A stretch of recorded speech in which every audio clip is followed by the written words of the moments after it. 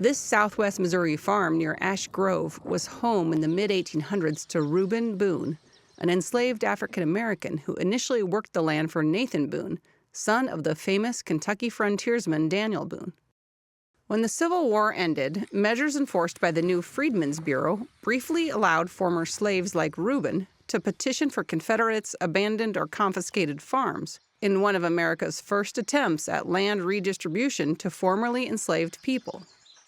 But it largely failed. This effort to enact new laws under Reconstruction begins to lose momentum and go by the wayside by the mid-1870s. The United States continues wrestling with how to address historical wrongs in agriculture without creating new inequities.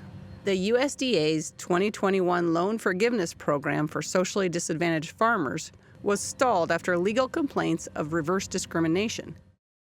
In April of 1865, federal officials granted Reuben Boone's request to farm land owned by Howard Boone, one of Daniel Boone's grandsons, who was considered to be a Confederate sympathizer. In exchange, under the one-year agreement, the federal government would receive 1/3 of his crop. Within a month, a different family asked to farm the land, but officials denied their request, citing the commitment to Reuben. It was around this time that someone wrote to federal officials to say Reuben was worthy of protection and some of his white neighbors are trying to drive him off.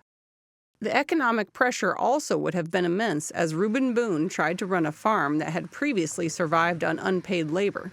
If you're a formerly enslaved person and you've gained your freedom, your emancipation, you have no tools, you have no animals, and you have no seed.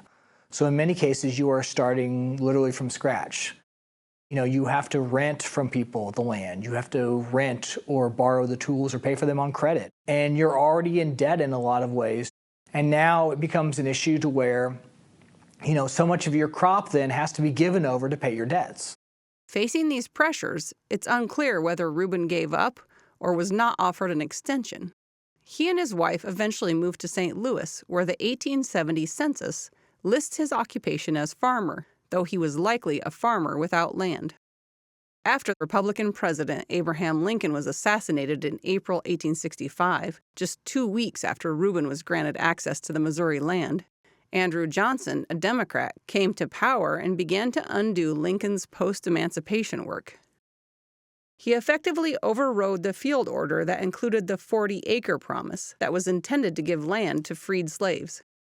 Many former Confederates go to Johnson and kind of lobby for their return to power, the return of their rights, and he relatively quickly grants them those rights. And what you see in some instances, especially in the Carolinas, is formerly enslaved people who had worked on these plantations were given land, and then within the span of 18 months, a year and a half, that land is taken back from them and returned back to the original slave owner.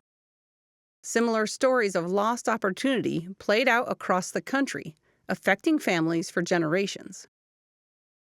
Annette Holmes of Antioch, California, wonders how different her life might have been had her family been able to keep their land.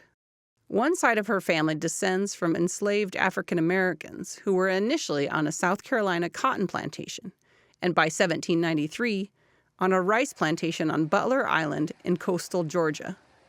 The rice mill smokestack still stands where Holmes's ancestors likely worked. So my family lived there for years until the weeping time happened when they were sold. The weeping time refers to an 1859 Savannah auction where more than 400 enslaved people were sold. Holmes's ancestors were taken to Louisiana. When I first saw the list with my great-great-grandparents and their children, it was like, wow. Once you have a name and then they had the price next to their name for like $510, it's a different ballgame when you know who it is. Holmes's great-grandfather, Jim Butler, later owned land in Louisiana near the Red River, but lost it in a legal battle in 1913. The lawsuit shows Butler sued a man who had offered to help him with a debt through a land lease agreement, but that man later claimed it was a purchase. My great-grandfather argued that, no, this was my land. And I think what happened, because according to my grandfather, there was oil on that land. So they found the oil, and so Mr. Marston claimed that he knew nothing about the oil. A Louisiana judge sided with Marston. In Holmes's family lore, it was yet another government disappointment that affected her family.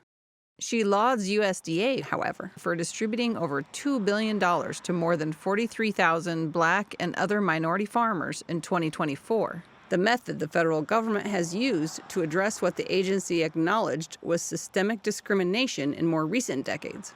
There's a lot of people that, why should we have to pay anything for something that we didn't do? The taxpayer has to pay for it. That's why when the United States government gets it wrong, everyone should jump up and holler, because we're going to pay for it down the line some kind of way. The nation is a 250-year-old body that has to pay for its past injustices, and you are the taxpayer. It's just his purse. Holmes didn't benefit and isn't waiting around for help. The opportunity missed is the generational wealth piece, right? Land was wealth, and it is wealth.